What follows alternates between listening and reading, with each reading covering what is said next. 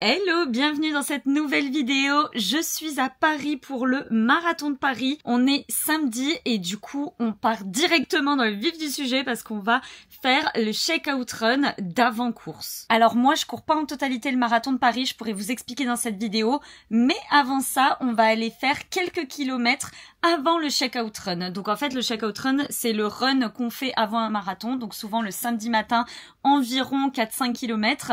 Et nous comme je le cours pas en totalité et comme je prépare plutôt du trail avec 70 km, je vais aller faire quand même un petit peu de kilomètres avant. On va essayer de trouver du dénivelé à Paris, je vous amène, mais on est à côté de Boulogne et c'est un petit peu compliqué de trouver du dénivelé, donc on verra si on trouve ou non, et puis sinon c'est pas grave. Regardez, on est à Paris, là, tout est fait ici.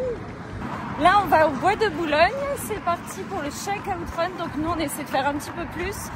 On pensait faire un peu de dénivelé, mais je pense que le contrat n'est pas respecté parce que on trouve pas trop sur les GPX et c'est beaucoup trop loin de Boulogne.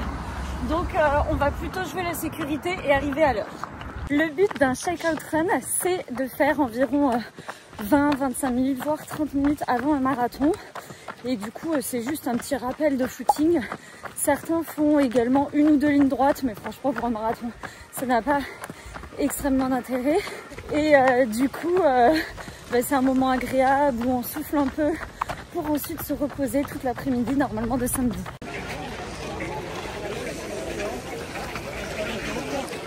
5 km ensemble. Alors, comment tu trouves le shakeout run? Très bien, ouais, ça me permet de dégrandir les jambes. Non, c'est nickel parce que ça va pas trop vite. Ça, on est même avant un marathon. Oui, parce qu'on va aller vite demain. On va sur tous les records. Pas vraiment, pas vraiment.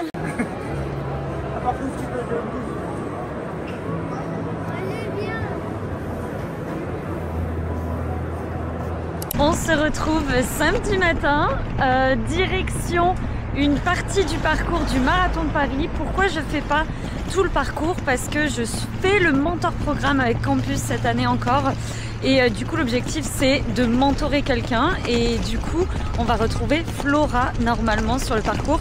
J'ai trop hâte, j'espère que son marathon va bien se passer. Et du coup là elle devrait partir dans quelques minutes. Première étape de la course, on va voir mon oncle. Là normalement on est au 26e kilomètre, il est parti un petit peu avant, d'ailleurs même 1 heure avant je pense, c'est fou les décalages. Je crois que le premier part à 8h, enfin les premiers partent à 8h et les derniers je crois qu'ils partent à midi, donc c'est énorme. Et là du coup on l'attend, ensuite on va pouvoir s'échauffer un petit peu pour ensuite aller rejoindre Flora au 27e kilomètre.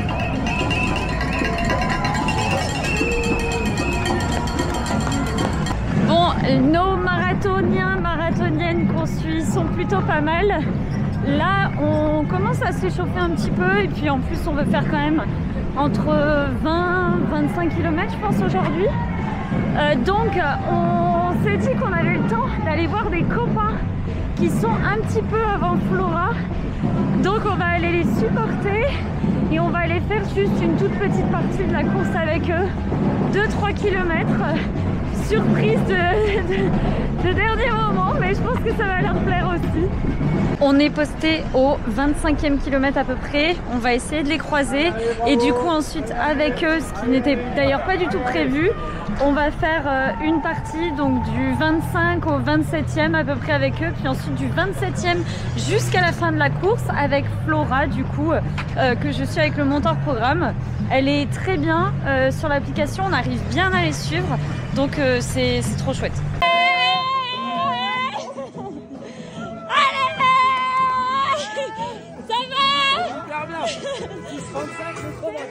Allez, très bien.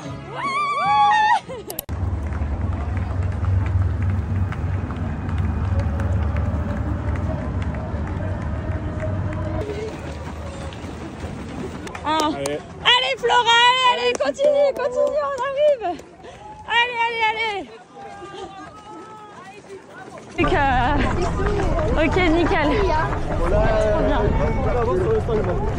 Ok, trop bien. Allez, c'est super là.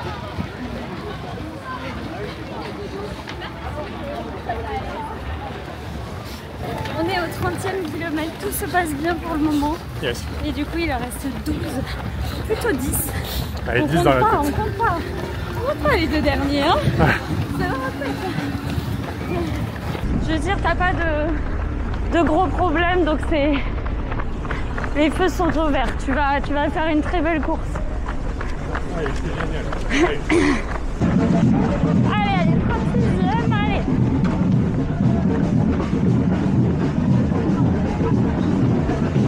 Allez, on tient.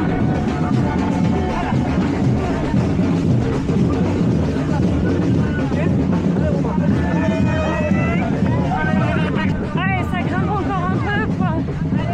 Le marathon de Paris n'est pas si simple que ça, hein. Même pas du tout, je dirais.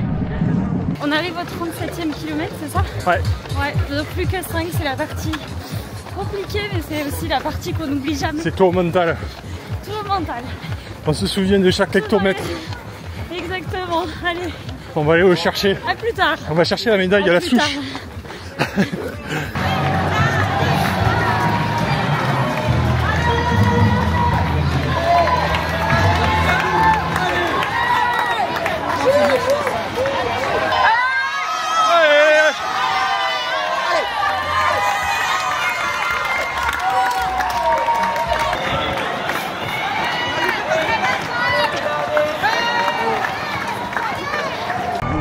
Il y a les arbres, on tourne et c'est l'arrivée.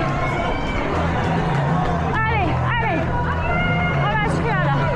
C'est la partie préférée là. On va chercher la médaille. Regarde.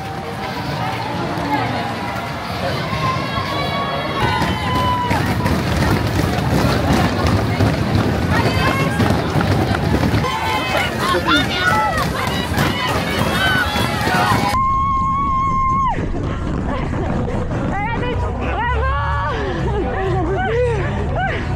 Ça va, bravo.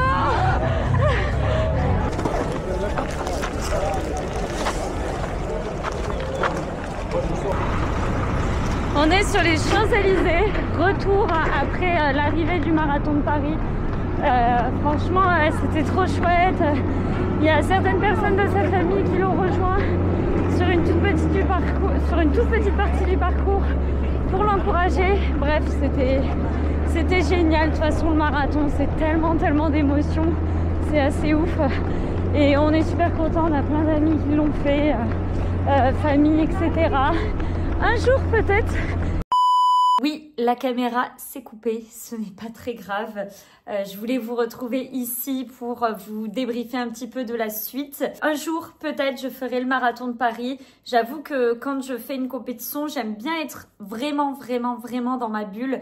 Et je trouve que le fait d'être à Paris, le fait de connaître vraiment la ville, le fait de connaître beaucoup de personnes, ça fait que j'ai pas spécialement envie pour le moment de faire ce marathon. Et en même temps, c'est un marathon de cœur, c'est la capitale, c'est Paris, du coup, voilà, c'est un petit peu les deux facteurs qui me font dire que j'aimerais le faire et en même temps, je ne sais pas trop, mais c'est sûr, un jour dans ma vie, je ferai le marathon de Paris en entier. Là, j'ai eu la chance de faire du coup une petite partie, enfin du moins quand même une grande partie, parce que ça nous a fait quand même 7 sorties le dimanche, donc c'est plutôt pas mal quand même dans les rues de Paris avec le marathon, etc. Et puis pas une allure vraiment détente, enfin ça dépend à certains moments, mais surtout l'allure de Flora, c'est pas une allure détente. J'ai fait un chaos technique dans le train, enfin c'était assez impressionnant, j'étais ultra fatiguée. Parce que à côté de ça, je prépare le 70 km. À côté de ça, j'ai aussi beaucoup de boulot. Je me mets la pression aussi moi-même, ce qui fait que j'ai plein de choses qui se passent dans ma tête et dans mon corps. Et j'ai été HS pendant 2-3 jours. Ça va mieux, j'ai repris du poil de la bête. Et là, je vais pouvoir vous refilmer plein de petites vidéos. La prochaine fois qu'on se voit, ce sera pour les préparatifs de la Transvulcania. Parce que c'est dans peu de temps. Et ensuite, ce sera directement pour la Transvulcania. J'espère vous partager tout ça au mieux. On se retrouve très vite. Ciao!